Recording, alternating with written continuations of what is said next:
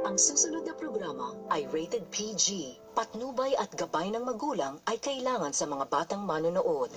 Ang nakaraan sa Pinoy Big Brother Lucky Season 7, Dream Team. Yung bahay kung saan ako nakatira ngayon, sa gabi, maririnig mo, nagbi-videoke, maingay, ganyan. Wala akong totoong bahay. Galing akong model's apartment na rent ko lang. Moved around a lot. Really haven't had a stable house. 2 years old pa lang ako, broken family na hindi ko alam yung totoong pamilya. Gumawa ako ng sarili kong pamilya. Pangarap kong magpalaki ng mabuting anak. Lahat kami nakatira sa baba. 12 kami sa baba. Isang kama lang. Pag may sira, kami pa yung umaayos ng tatay ko. Pangarap ko namin ni Mama yun, magkaroon ng bahay. Gusto ko siyang pauwi dito. Gusto ko kasama lahat yung pamilya ko. Sino ang handang lumaban para sa isang dream house? I'm gonna take a step back and let the ones who need it more fight for that house. This time, kuya, bibigyan ko ng chance ang iba kong mga kasama. Dahil kayong dalawa ay 2-in-1 housemates ko, isa lang sa inyo ang maaaring lumaban. Yung sinasabi mo ni Nico na mag-ati po kami, ayoko po. Kung makuha po niya yung bahay, kuya, isa ako sa taong pinakamasaya para po sa kanya. At sa paghaharap ng siyam na tumanggap sa hamon, sino nga kaya ang apat na magpapatuloy pa sa kanilang laban para sa pangarap na bahay? Abangan ngayong gabi. Pakatutukan din kung paano makakatulong ang taong bayan para sa kanilang laban para sa Dream House. Lahat ng yan dito lang sa Dream Team ng Pinoy Big Brother Lucky Season 7. Sa activity area, magsisimula na ang laban ng siyam na tumugon sa hamon para makuha ang Dream House.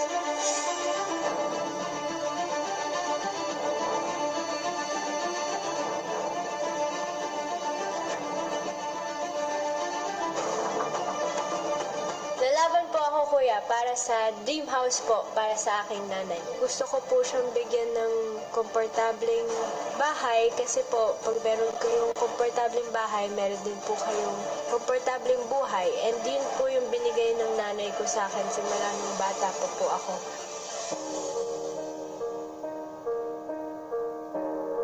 Magiging achievement po ito para sa akin na magkaroon ng sariling bahay. Siyempre, magiging secure na rin yung future ko. Gagawin ko po lahat ng abot ng aking makakaya. Hindi lang po rin para sa akin, iisip ko na rin po para dun sa mga umaasa po sa akin. The moment that you announced that you're gonna give out the house, my was the first person that came into my mind. It seems like at a young age, she went through a lot. I spent my childhood with my family, living in one house. I didn't see that in my mind. She deserves a lot more. Gusto ko ng bahay. Para sa pamilya ko, para sa mga goals ko na kung bakit ako nagtatrabaho, kung bakit ako pumunta sa Pilipinas. It's all for a house. Imagine kung may magsabi sa'yo na sa loob ng isang linggo, kaya mong magkaroon ng bahay na buo. I'll do anything. I'll do everything.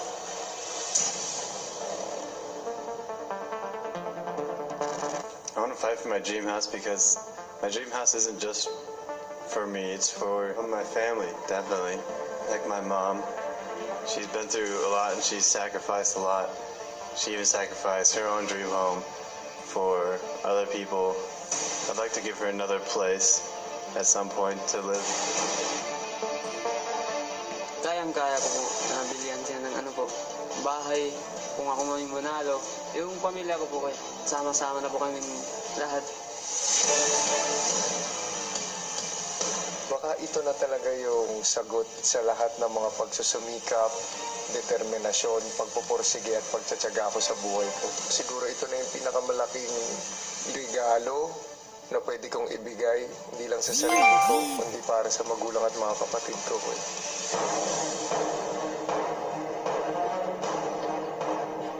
Ako po ay lalaban, kuya, sa dream house na yan, kuya. Isang malaking bahay na malaking pamilya ang nakatira.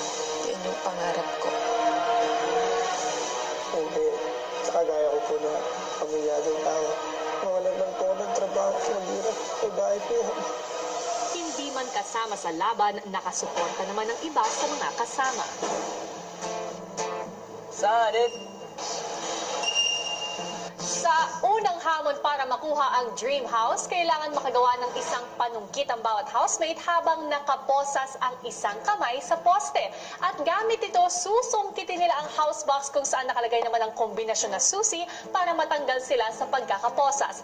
Ang unang 4 na housemates na makakaalis sa posas ay aakyat sa pedestal na nasa garden area at siyang magpapatuloy pa sa mga susunod na laban para sa inaasam na dream house.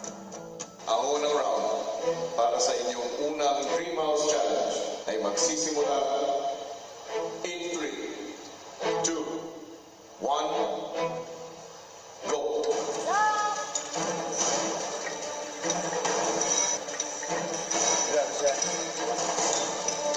Yung hula ko, kuya, ginanon ko. Kasi sa aking isip, kuya, ang diskarte ko, sabi ko, dapat yung base talaga ay matibay.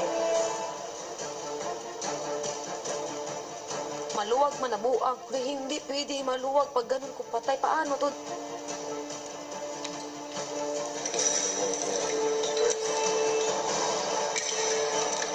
My first thought was to make a pole similar to what I did to get the rope for my brother when he came here.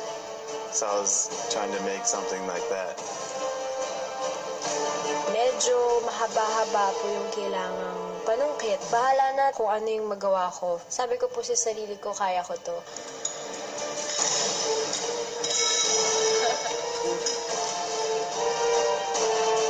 Nag-start na ako na pagdugtong-dugtongin, kailangan mo nga rin ng strategy.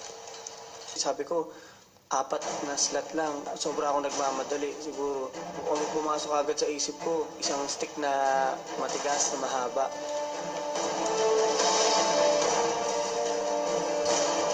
Habang abala pa ang iba sa paggawa ng kanilang panungkit, si Jerome sumusubok ng makuha ang bahay. And I saw Jerome fishing for the house. And I thought that was a lot better idea, so I took everything apart and did the same technique Jerome did.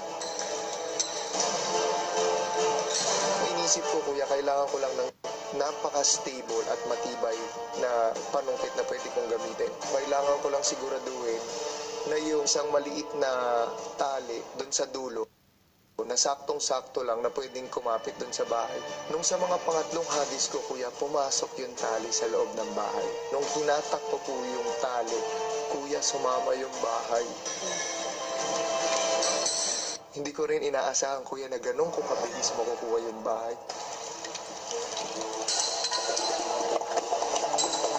Good luck, guys. Guys, kaya niya.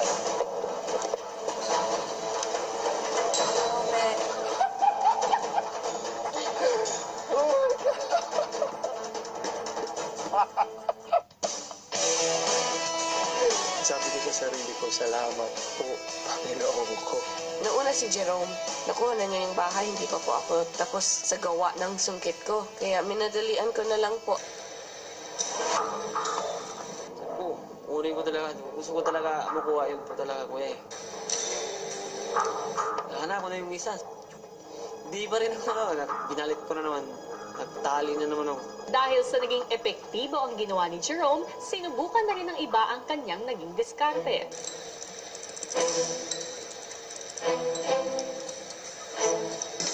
Nung nakita ko po si Kuya Jerome na ang ginawa niya ay yung paminwit, bilis ko po kagad nagbago ulit ng strategy po. Yeah, Jerome was the first one to get the slot, but I felt like I was a little bit outsmarted. Pero I saw his technique out of all the other techniques. This was definitely the smartest and the quickest way to do it. Siguro subukan ko mangisda para abutin yung bahay. Kahit ilang tries yun, binilisan ko lang para at least may chance ako na maabutan yung bahay bago titira na yung mga iba. Sina Cora at Tanner halos magkasabay na sumubok sungkitin ang bahay.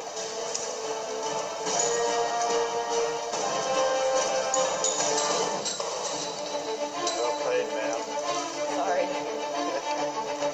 Jinwi was trying, si Tanner was trying. Sobrang swerte ko na sumabit siya.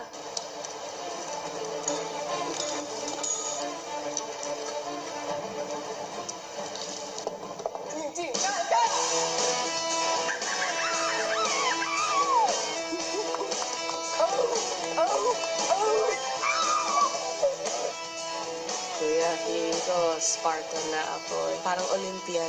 Sobrang sarap sa pakiramdam na meron akong isang pwesto dun at 4 lang ang nakaroon. Nagtagumpay ako at something. One step closer po ako sa pangarap ko na magkaroon ng bahay. Si Tanner, mabilis din namang nasundan ang naunang si Cora.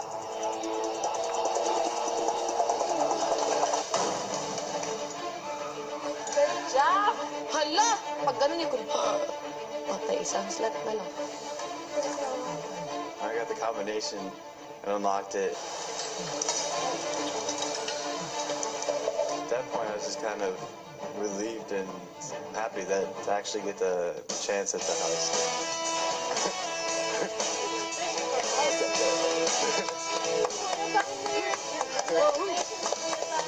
Neither Young or Maymay or Nico had got a playset. It was all the regulars. I was rooting for those 3.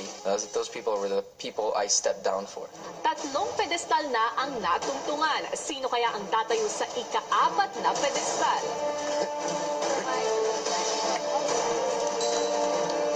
Nakagawa na po ako ng magandang paminid po, turbol to, na pwede kong makawit to sa ganung itsura nga po ng nagawa ko.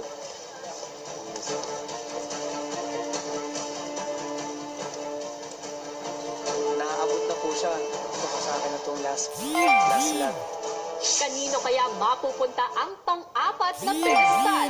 Kay Nico na kaya? Abangan yan sa pagbabalik ng Pinoy Big Brother Lucky Season 7.